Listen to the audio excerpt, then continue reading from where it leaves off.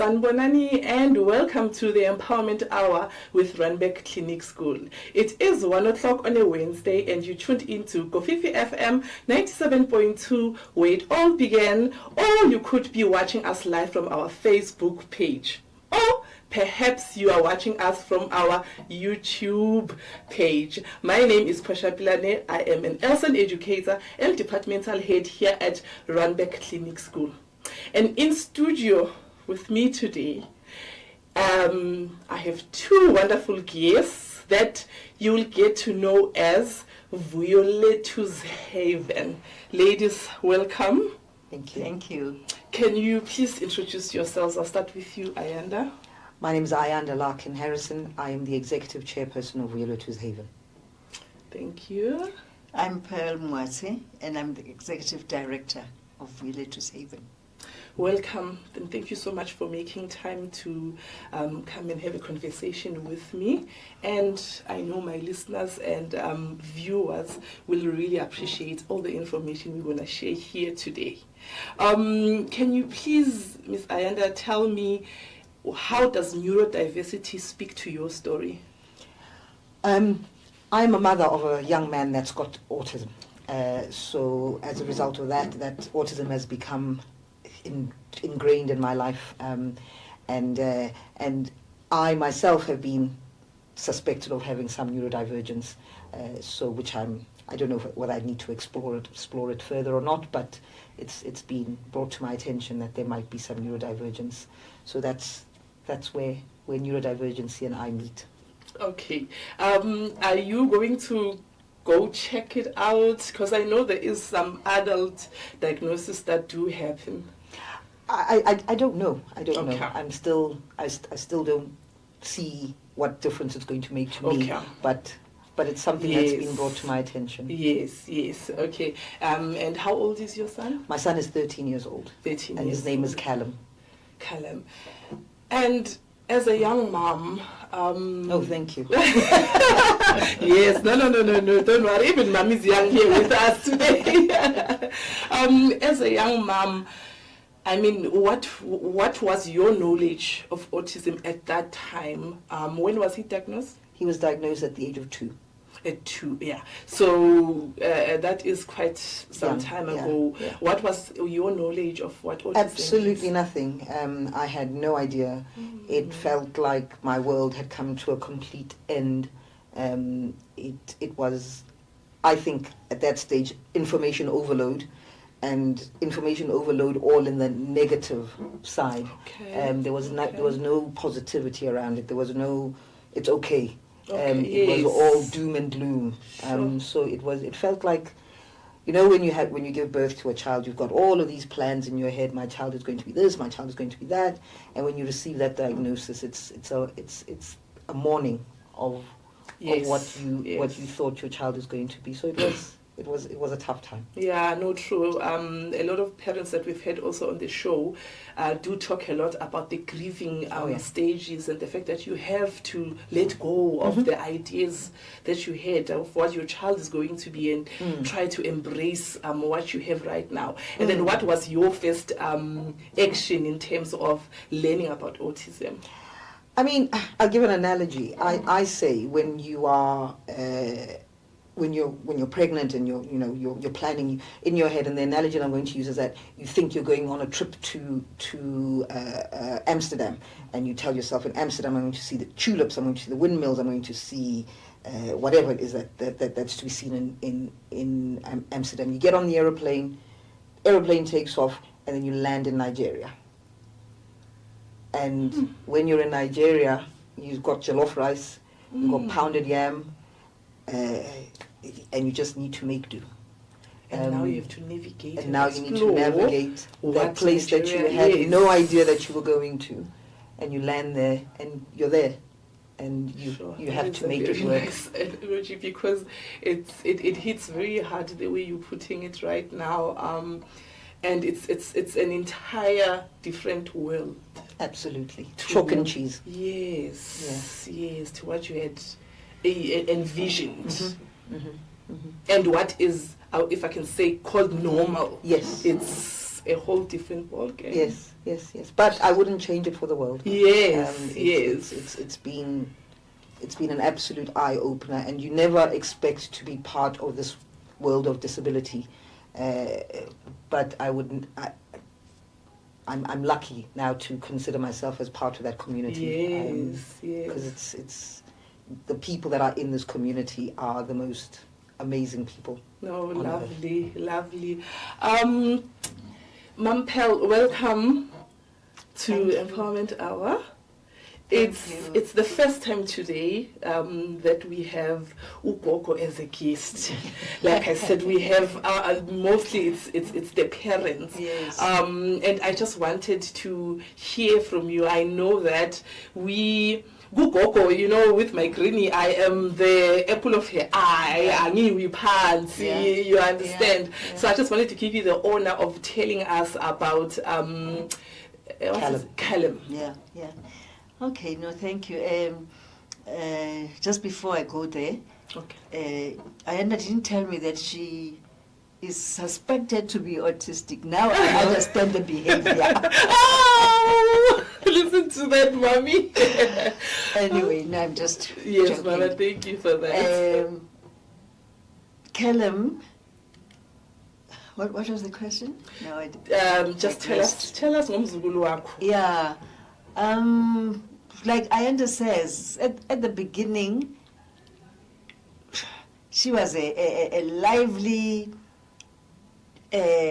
young boy, and he, you know, all the milestones, he was going through all the milestones at the right time, and he was starting to talk, and we were all happy of this young bouncy boy. Yes.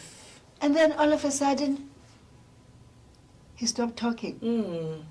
He stopped looking at us in the face, and, you know, and I remember one time I went to the UK to visit, and Callum was not interested in me. Okay. And I said, what's wrong with this child? So I asked the father. So he says, I don't know, but we suspect autism. And at that stage, I had no idea what autism was. So I observed him. As time went on, I observed him. And yeah, he was not behaving like the sister Okay. was behaving when she was at that age. Yeah. And then Ayanda said, yeah, we suspect it's autism. And what on earth is autism? I didn't know. I'd never heard of autism before. And then I went onto Dr. Google. Yeah. Always there for us. To check autism, the signs and symptoms of autism. What the hell is autism? And I would look at Callum, and I saw no autism. And I think it was just disbelief and denial. I saw no autism, and I, at night I wouldn't sleep. I would go through everything, and in the morning, and I could see Ayanda was, you know, really worried and pained, and I said, but no, man, it can't be autism. It must be something else. Yes. And there's no one who's got autism in our family.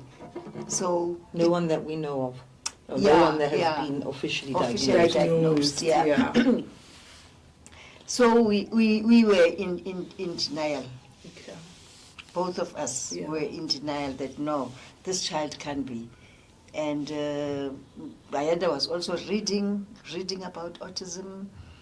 And later on I realized that, you know, this is not going away. This is it. We are here, it's not going to go away.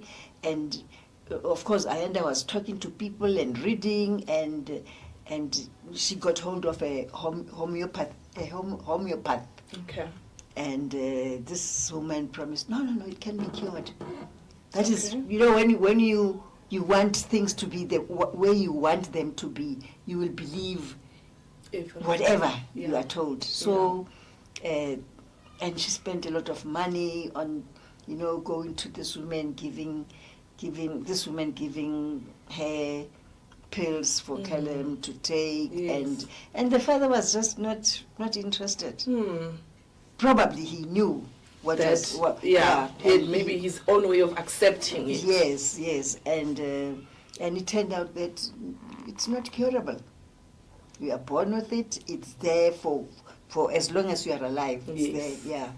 And eventually, for me, and I think for Ayanda, we both accepted.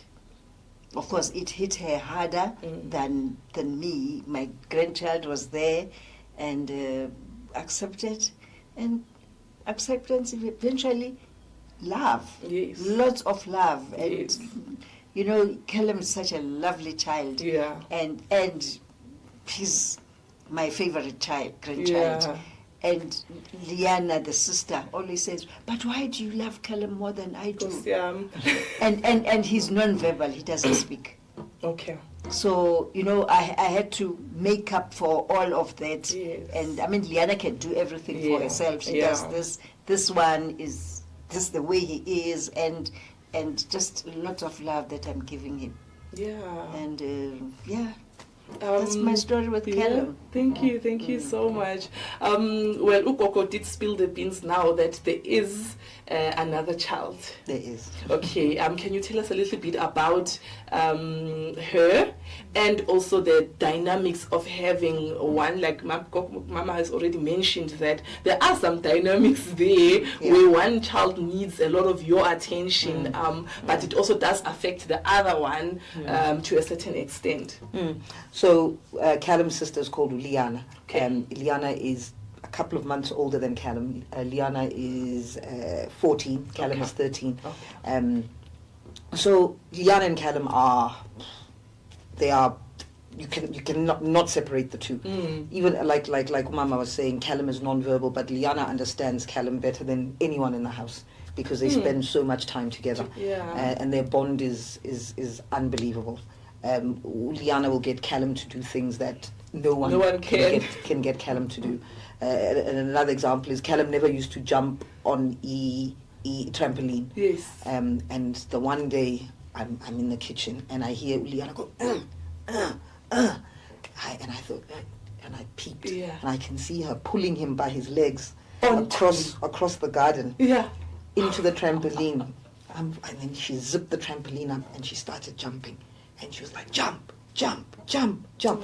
And since that day, I've never been able to stop Callum from jumping. Loves it. But those sort of things only, now I'd take him, I'd put him in and he'd just look at me like, I don't want to be here. Yeah. But with his sister, they've got, their bond is just unbelievable. However, Liana's had to grow up extremely quickly. Yes.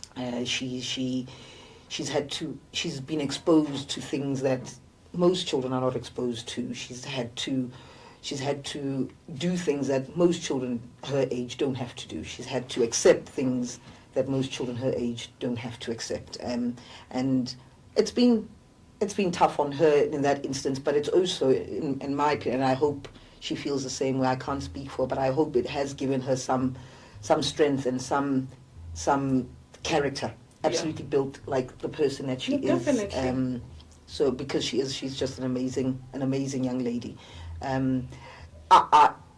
Yes, a lot of my time and my focus is on Callum, but I make a concerted effort to spend time with Liana, because she matters as well. So at least once a week, twice a week, we have dedicated Mummy and Liana time. Where, Callum goes somewhere else, and then we spend the day together, just catching up and trying to fill the gaps. No, lovely. that We have missed. parents, we as parents of nowadays, we have to, I don't know how, maybe it was there long time, but I feel like there is a lot of intentional parenting that we have to do. Maybe it's because there's too many things going around that you might be absorbed somewhere else, but I've found myself also that a lot of the things is I really have to plan and intentionally structure and put my kids in. And when you guys were growing up, we just let you grow. You just grew, and it happened, and you became the good young people that you are today. And we just let you. But you're right. There are so many things happening now. Yes. And Mama, I believe that you have been a very strong support structure for Uayanda here. How has that been navigating? It hasn't been difficult. Fortunately, she's an only child, so it was easy for me to concentrate. And like I said, Callum is a lovely child. You cannot help loving him and embracing him. Sometimes he'll not even look at me and go away. But in the morning, he comes to my bed before he goes to school. Comes to my bed and sleeps with me, and it's been easy, really. There are no distractions. Yes. And be in that hole while you were going through all of that. You happen to have another child, which I would say is a third child, Vuyolethu's Haven. Can you just tell us about? Okay, so if Vuyolethu's Haven comes from, I mean, Callum's second name is Vuyo, so it comes from that, and it stemmed because we felt that it can't just be us that are going through this situation. There are lots more people that are in this situation, and we are bigger and stronger in numbers. And the little bit of strength that I have, the little bit of strength that Umama's got, it was a way that we could share that strength with other people. It was a way that we can say, I've been through that journey. Let me try and support you as much as possible through that journey. I mean, we were talking earlier about how I've accepted. There are times when I wake up and I go, no, this can't be my life, you know. So that acceptance is there, but there's always that pushback. It's still a process, It's still a process, and so being that sort of safety net for parents that are going through that process, and that, I think that is the reason why Vuyolethu came to fruition, as well as understanding that there are gaps and issues in community at large around understanding of autism and what is autism, and getting people, because the reaction that I have when I'm with my son is not a nice reaction that I get from strangers. And I don't bear any grudges. I totally understand. They don't know. Yes. So you can't be angry. You can't get upset. You all you can do is educate. So that's why Vuyolethu's Haven came about. And then the third factor was that we realized that there's even within schools, especially within mainstream schools and special schools, even though it might be a special school, there is still a little bit of, people don't necessarily have all the answers. In mainstream schools, they definitely don't have any of the answers. So it was a platform where we thought the little that we've got to assist in inclusivity, we would like to share that knowledge, and that's where. And alleviating. I went to visit the UK a while ago when we were still thinking of doing this Vuyolethu, and there is a place where mothers get overwhelmed, and sometimes they just need a break. They just need somebody to talk to who understands what they're going through. So they have a place like that where mothers go for maybe an hour or two, and the children play. There are play things there. They play, and the mother talks to another mother. That how do you that kind of thing.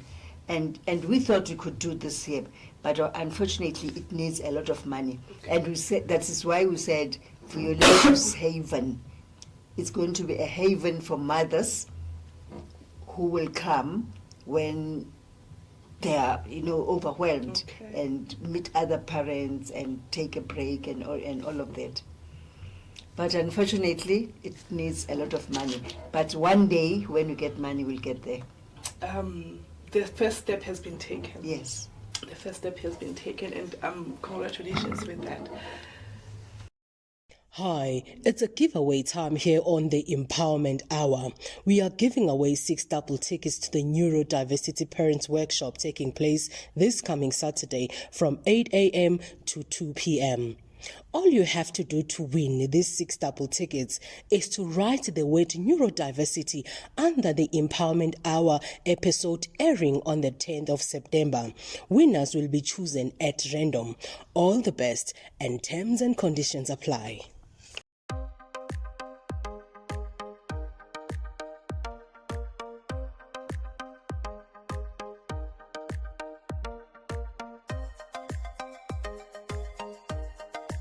Okay.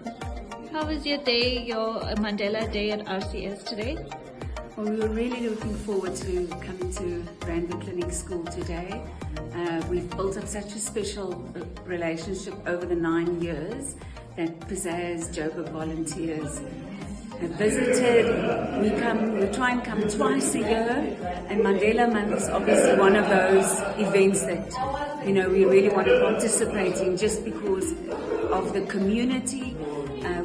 Our campus is right next door, so definitely doing our bit for the community and Mandela Day. It was awesome. It was brilliant. I loved every moment of it.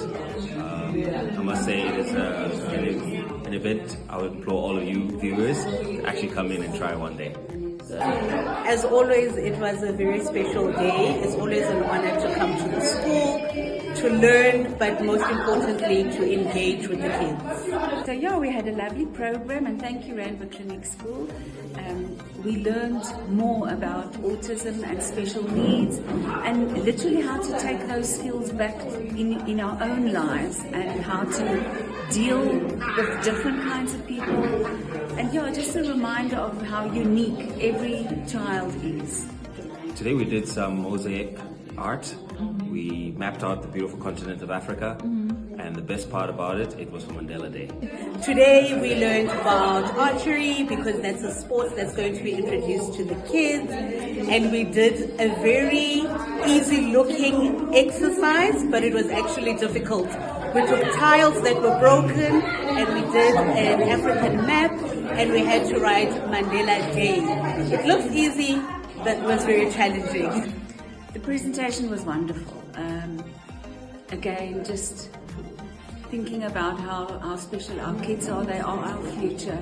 If we know how to have patience, apply those skills that we've also learned here today from the presentation, and also live those values within our own lives and at work and in our community. One of the key takeaways for myself, and I'll maybe speak for some of my other colleagues and friends here today, was we need to have patience, we need to have time, we need to be supportive.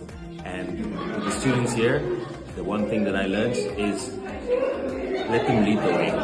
Let them show you how you can be supportive for them. Thank you. The emphasis on understanding, on patience, and just giving them love and allowing them to do things in their own way. It's takeaways that we can also use at home, we can use in our workplace. Just be kinder. We received a sports and skills wish list from Randwick Clinic School, and those are the items that we brought today for handover, donation, and we are so happy to partake in your sports and skills program. And today we brought some soft archery sets, which I know the kids are going to love, and it's going to also enable them to have those special skills of hand-eye coordination, focusing, just hitting that target. So we are grateful that we could also donate in that sense.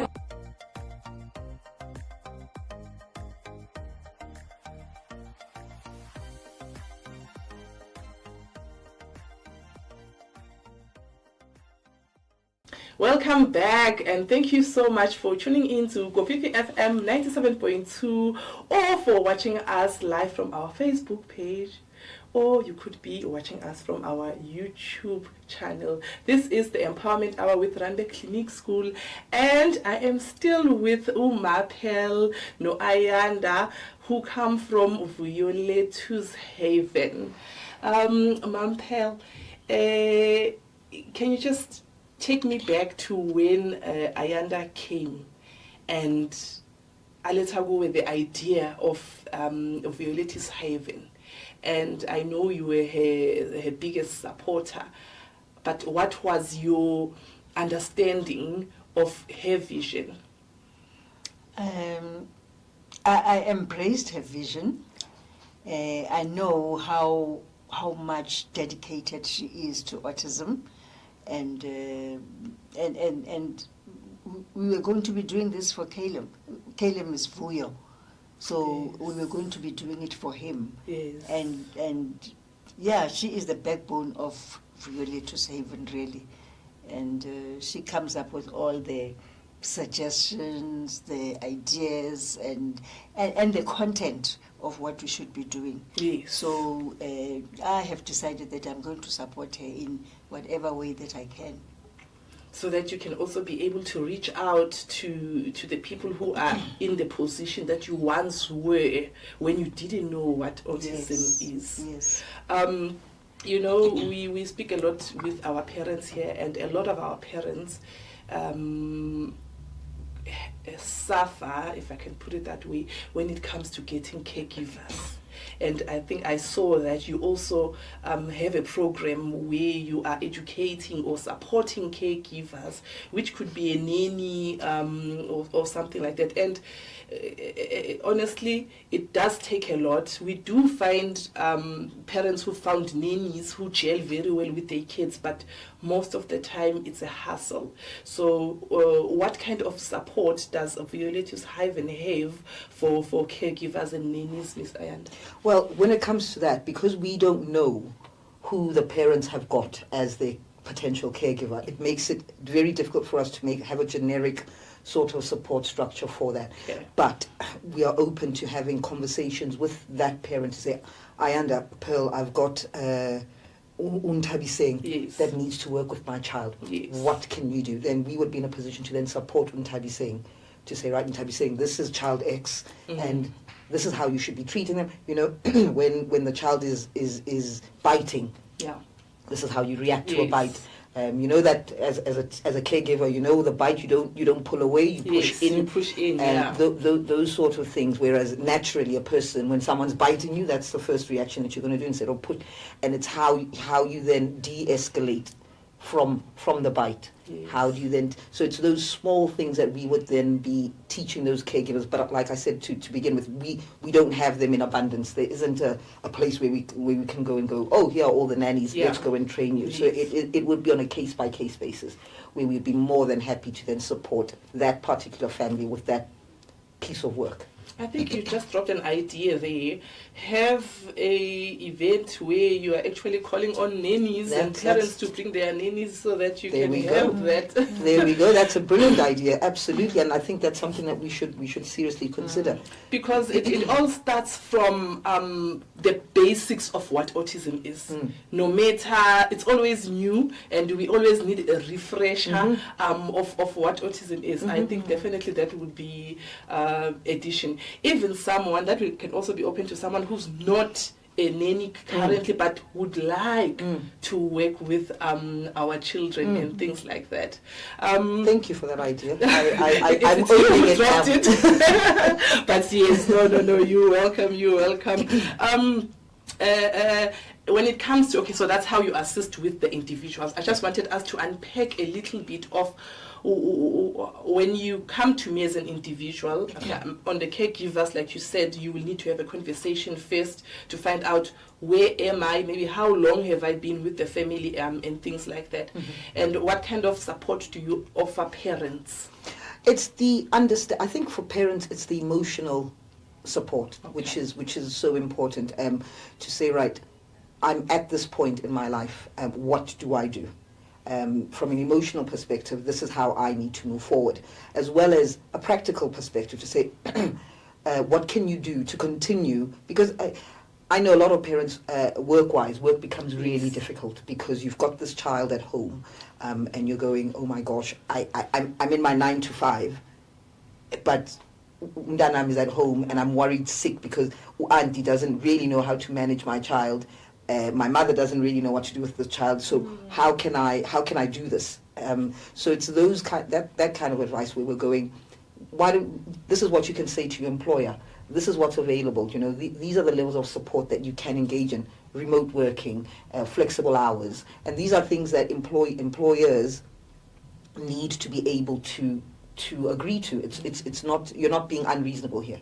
So those are the sort of conversation. I think it's giving those parents the confidence in saying, I've got this. I can go out there and I can speak with knowledge and with confidence around what amalungelo wama anjani. Yes. So that sort of support is what we give parents, and it's not necessarily coming directly from me or from my mum as Vuyolethu's haven, but it's coming from the community. We band together, and you might have had X experience, she might have had Y experience, and then you would take X, Y, and go, oh, right, there's a Z, and run with that. So it's that talking, it's that community that we're building, and I think that's where our strength comes from. Yes. I know a lot of our parents also do appreciate our parent support meetings, because they get to see other parents and they get to engage and they get to share a little bit of what they are going through. And I think just from those conversations, someone gets a solution to what they thought is the worst thing that they could be experiencing. I think Randburg Clinic School is one of the better privileged schools where the setup is unbelievable. The staff is unbelievable. The children are well looked after. There are schools that are not in as a privileged place as Randburg Clinic School is. So it's being able to access those ones that don't have the parent carer forums that you've got here. It's those ones that are in the rural areas, like we said earlier, that don't even know what autism is. And it's just trying to get to those people and trying to reach those people and just understand and dispelling this whole myth that utagati, which is what everyone seems to think that an autistic child, especially in the rural areas, that it's witchcraft. So it's just that dispelling of that myth, and it's going to take. It's not an overnight thing. It's a long piece of work. True, definitely. I think we've had a conversation we've had Prof. Sifuto once on the show, Ilse, and he did mention that there is a lot of myths and things that we still need to put out there so that we can at least eradicate them. But he also did say that we've come a long way. I think. And we should just push on and get there and continue doing what we do, which is what we are currently doing. We are letting all our viewers and all our listeners to get to understand that there is too many dynamics when it comes to finding out that the analogy that you used at first, you were going to the UK, but you ended up in Nigeria, or you ended up in South Africa, and it's a place that you don't know, and you need to now explore and learn about it. And as much as you might not be the person who is affected, somehow you have a role to play. You have a role to play, like it. And I'm going to use Prof. Sifuto's analogy. He talks about it finding an African solution. That's what I think that's his biggest motto, that you need to find an African solution, and that African solution stems from umuntu, moto ke moto ka batho. So being autistic, I can only get the support and the love from everyone else around me. So that moto ke moto ka batho is so important in everything that we do. So if Callum is on the floor having a meltdown, don't look at me and judge me. Do something to help and support me. But if you don't know, you don't know. And that's why the likes of ourselves are sat here and trying to get the word out on what it is. And just another point, it's our language doesn't allow for understanding. So, for instance, there is no Xhosa word for autism. There is no, for instance, Setswana has got a terminology for autism, but in my opinion, it is the most hurtful terminology. They call it Vuyolethu baboboko, which means that you okay. So for me, that's not correct. I think, and that's the one that goes across all our languages. Basically, somehow we bring it back to that one. And that's not the definition of autism. No. So just the language that we are using within our country is not fair. It's not a descriptor of our children. And just those small things are it's education, but it starts up there and it trickles all the way down. So that it comes all the way back to each and every one of us. We all have a role to play. And Mapel, you also did voice out about just how much how can we put it, just how much we suffer in the public according to with unknowing, lack of knowledge and lack of understanding, and how much it's not nice when you're out there and people are staring. Do you want to add? Yeah, one of the things that we would like to do is to take this message to churches. Yes. I have spoken to my church and they are prepared to listen. That we talk to members of the church, that allow members of the church who have got autistic children to come with their children to church, so that these children learn about church when they're still young. Yes. Let us not judge them. And if a child gets a meltdown in church, so be it. Yeah. So just to jump in on that one, it's the only people that can drive that change are the heads of those churches. Yeah. If they are seen to be allowing this, and if they do not look at our children funny when our children have a meltdown, and because in my opinion, the church, the mosque, the temple, that should be the one place where our children are not most judged. Welcome, They're the one place where they are most welcome. And I'll use my analogy with my son. So I go to church, but I cannot access the church. I think the church has tried to accommodate us, but in their trying to accommodate us, I think they've also ostracized us to a certain, because we are given a room within the church, and we then live stream the service within that. So we're in the same vicinity, but we're not in the same vicinity. So, and I can understand why they've done that, because absolutely my son is a major distraction in that church. I get it, and I respect it. We have a parents' room in our church also, where us with the kiddies that running around, that's where we go. So something like that is something that maybe the parent, if they're willing to be, can be accommodating. And I know some parents like me, I would not leave my son with a carer there, but at least we're there, and he's kind of involved, and I'm getting what I need on a Sunday morning. But it all stems from the leaders of those churches saying, this is what we're going to do, and we're going to invest, whether it's 10,000 rand to be able to get the cameras to live stream into another room, and then when you're giving out a silalelo or whatever, they need to come in, or allow us that opportunity to go in. No, and for our children to be blessed and to receive the silalelo and all of that. So and I saw one post on and the parent was saying, the mom was saying, I am in church, but I'm just not inside, because I have this little bouncing or little one here who's going around and playing and things like that. But like you say, so on different aspects, we are taking the right step into all of this, and we will definitely win. And with the help and assistance and support from Vuyolethu's Haven, also definitely we shall conquer a lot. So my next question takes me to schools, or is it? Are we dealing with schools only? We are not dealing with employers yet.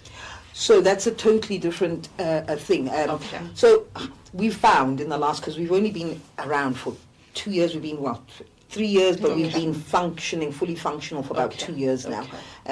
So we found that within schools, when the kids leave, there is no pathway to employment once the children finish school.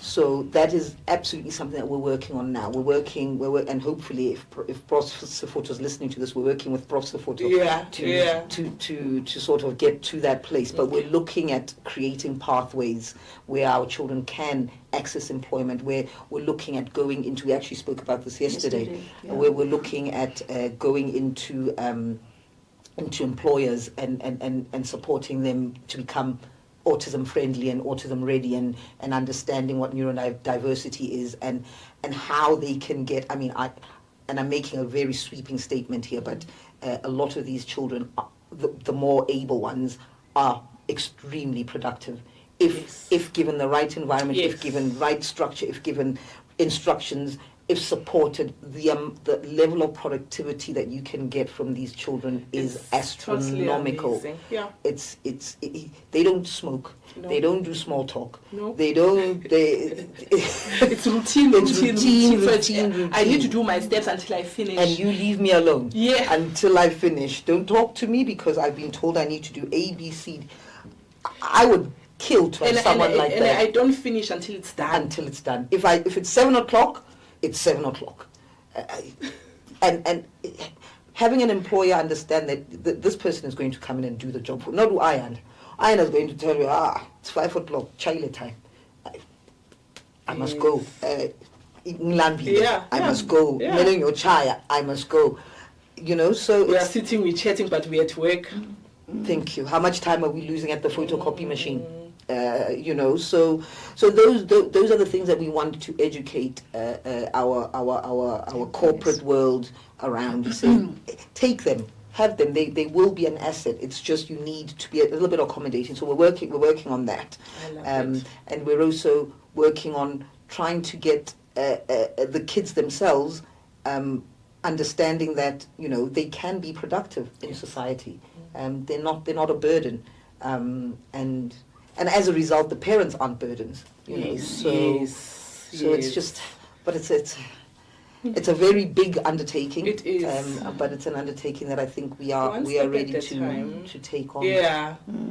No, definitely we love, and I think that covers also on the next question that I have, which was the future for Vuyolethu's Haven. But before we go into that, I just want us to go back to schools. You did mention that there is some special schools that you still can assist, and there's mainstream schools. Can you just give us a little bit of a when and how would you be assisting a special needs school, and when and how would you be assisting maybe in a mainstream? Okay, so we've got a couple of schools that we are working. So there's one special school. I'm not sure if I should name them. I don't think I should. It's don't name them. Yes, okay. so we're working with a special school in Gauteng, and we are giving them. I think they're in a position where they're a little bit overwhelmed, and they're not sure on how to do certain things. So it's just like you were saying, that recap or a refresher training of staff, especially the new guys that have come in and they're like, wow, what is this?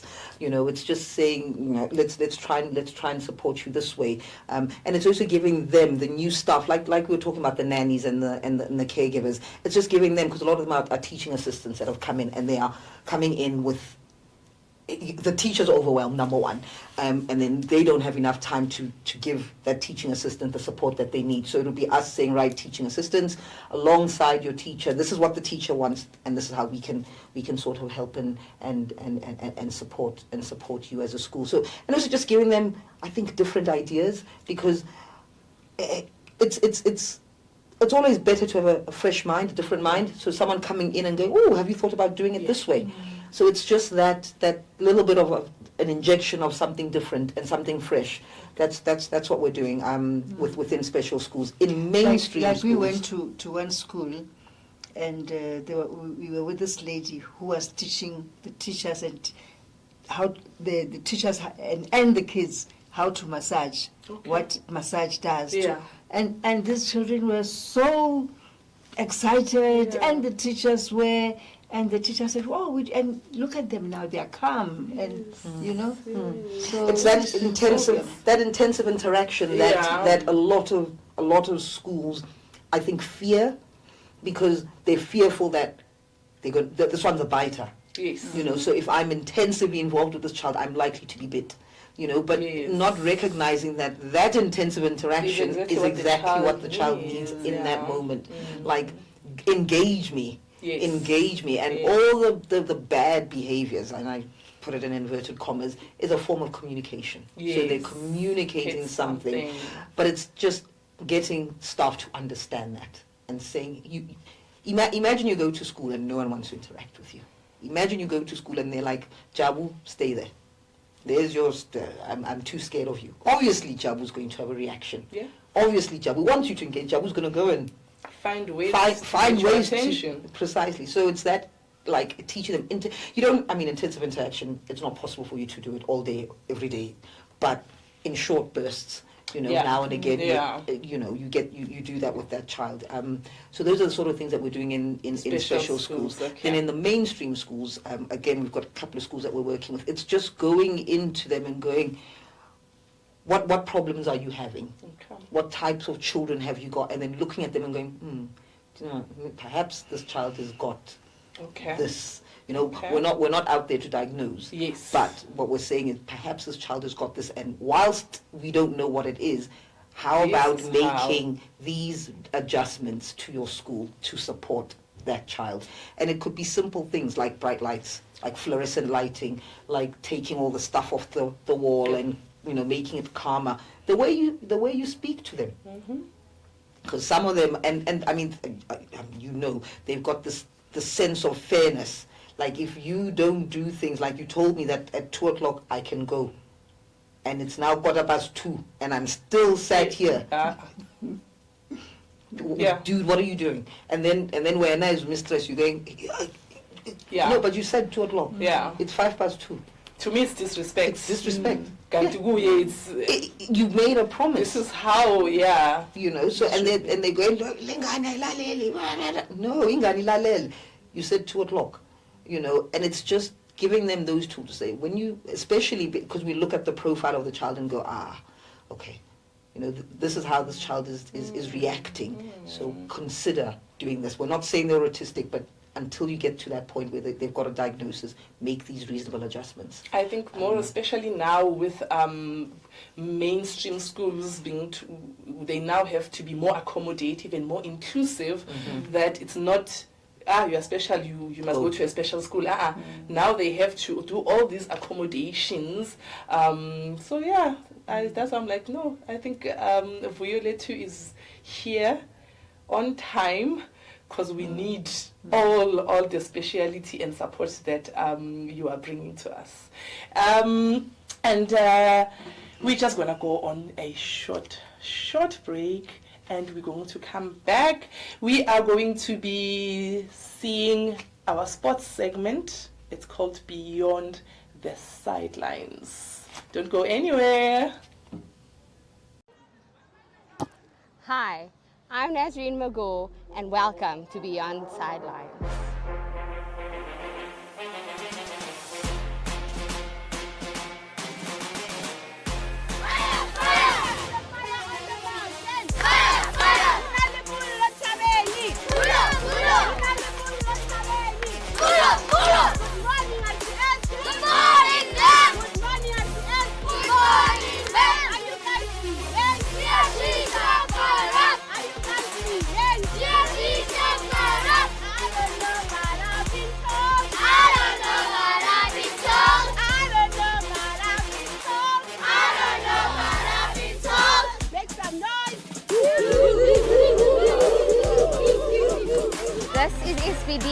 The aim is to collect the cones and whoever finishes first wins.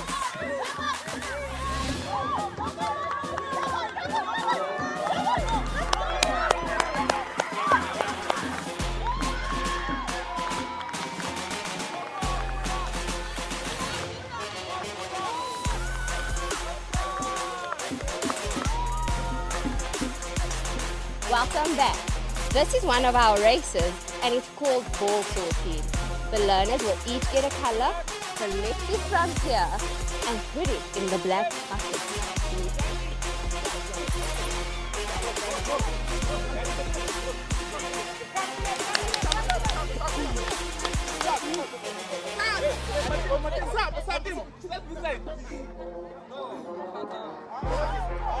The SBD, can they reach the target?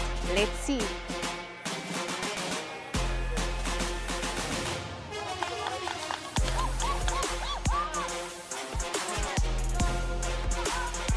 Close. Take another one.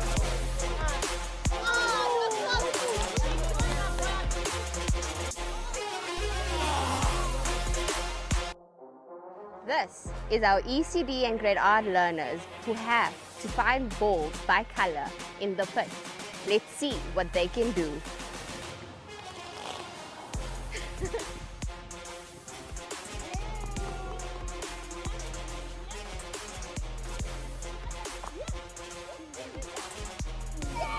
Another one. Ayan, yes. Good. Milani. Green color. Look at the color. Red. Red. Milani, blue. Milani, green. Because you did. Milani. Only blue, not the green one. Yeah, blue. Good job, Safwan. Where's green? Oh, yay. And now to green. Safwan. Safwan. Yay! Yay!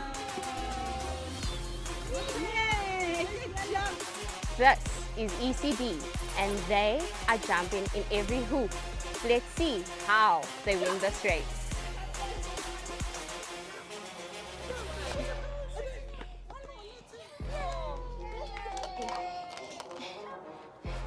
I'm trying. Get set. Go! Jump! Yeah! Jump, cover, and jump. And semi-come. Yay! Well done. Let's do it again.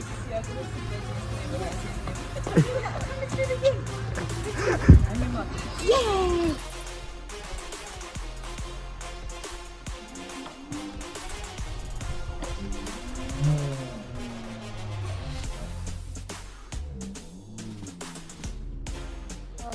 This is ECD and they are jumping in every hoop. Let's see how they win this race.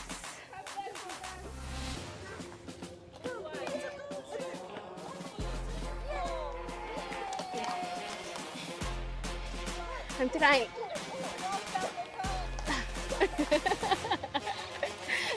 The ECDs and grade R's are ready to race away. Here they go. Go, Ayan. Go. But there's another one, isn't it? It's only this one. Yeah, we'll follow.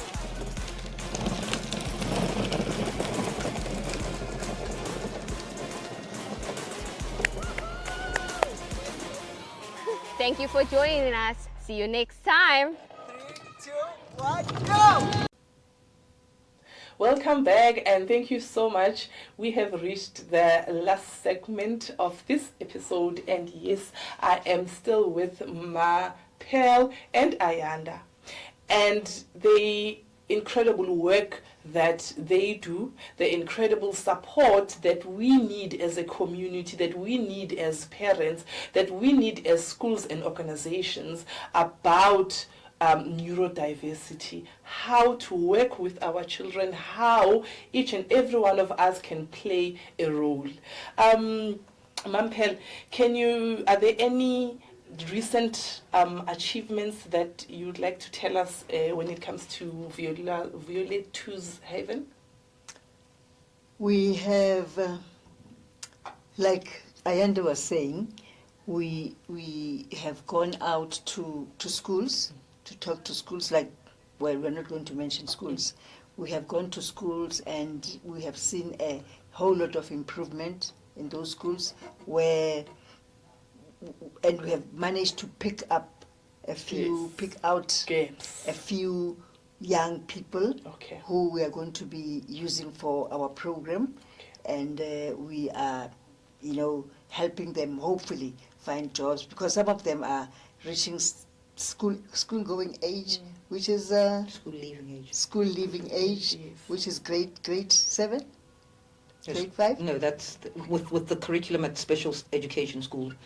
Your profound ends at grade 5. Yeah. So we're trying to take these children back and help them, because some of the parents come to us to say, guys, what do we do? What do we do with these children? How can you help us? We can't let them, and especially girls. Yeah. If you let a girl stay at home, the next thing you're going to have pregnancy, you're going to have all of that. How can you help us, advance these children? And that is one of the main things that we are trying to do. I think for me as well, on behalf of my school, if I can, Mr. B, we can probably have a conversation like that, especially when it comes to that sphere, because even with us, we have our senior boys. I'm the senior departmental head here at the senior phase departmental head. Okay. So my kids are already 18, 19, and my worry is where to from here. And which is why we Mr. B has also invested a lot on the skills program that we have, and we're trying to teach them, for example, right at I'll take you guys to see our cafe. We have Cozy Cup. That's where they do hospitality, and then we have arts, we have music. We're just trying to find something that can equip them and hospitality, so that they can come out and be contributing to society. And so we'll talk more on that one as well. Anything to add on that one? I mean, we haven't touched on it. So part of our service office, we have something called our AYEP. So those are our autistic young experts panel. So it's just a panel list of autistic young people, and I think that is my pride and joy in everything that we have done. And they are autistic individuals who have a voice. Nice. and are speaking up and asking, because they're having things done to them. Yes. And this they now have an opportunity to say, stop doing that to me. This is what I want. This is how we should be treated. So they are the voice of autism, and they can proudly say that I don't have a diagnosis of autism, so I cannot say I cannot speak for them. So they are the voice, and they're the steer of Vuyolethu's Haven to say, let's go this way, and then we're steered by them, and let's consider this. And I think that is, and I don't know if you agree with me, but I think that is our biggest achievement thus far. Yes. No, the future is definitely bright. What message do you have for parents who, I would say, maybe just found out that their child is autistic, and the parent who is losing hope with their child at home? I mean, I think for one that's just newly diagnosed or newly suspects that the child is autistic, I would say not embrace it, but go through the grieving stage, and don't don't try anything else, but try and get to that place where you have cried it out. Cry. Don't try and be strong. Don't try and be, try and brave it out. There is no cure. It is what it is. But get the right support structure. Make sure that you've got someone that you can talk to. Make sure that you are okay, because if you're not okay, there's nothing that you can do for your child. So get all the support that you possibly can get, and make sure that you are okay. And then from there, I can tell you this: it's not that bad. There will be days when it is horrendous. I'm not going to lie. There'll be days where you want to leave and never come back. But those days will. It's okay. Yes, it's okay. It really is okay. And I like what you said there. It's not that bad. No. Mama, any closing words from your side? Yes, to the society in general. Yes. Please accept our children. Yes. Bajele, Mama Nab. Please accept our children. Yes. They may do things in a different way, but love them, accept them, and you will see wonders. You will see how much, and they've got lots of love, these children. Please love them and embrace them. Thank you. Thank you so much. And before I let you both go, this is the opportunity for you to say any shout outs. Shout out? Oh, yeah. I just want to shout out to all the mums out there that have got children like mine. I want to shout out to all the people that judge us. Stop judging us. We are in the same boat as you, just our children are slightly wired differently. And like my mum was saying, just show us some love, because that's all we need and all our children need. But yeah, hi to everyone out there. Mama, any shout outs? Hi. Love us, love our children. All right, and that's it from us. Thank you so much, ladies. Thank you so much for all the pouring that you have done to me and to all our viewers and listeners. Thank you. That's it from us. See you next time. Bye. Thank you.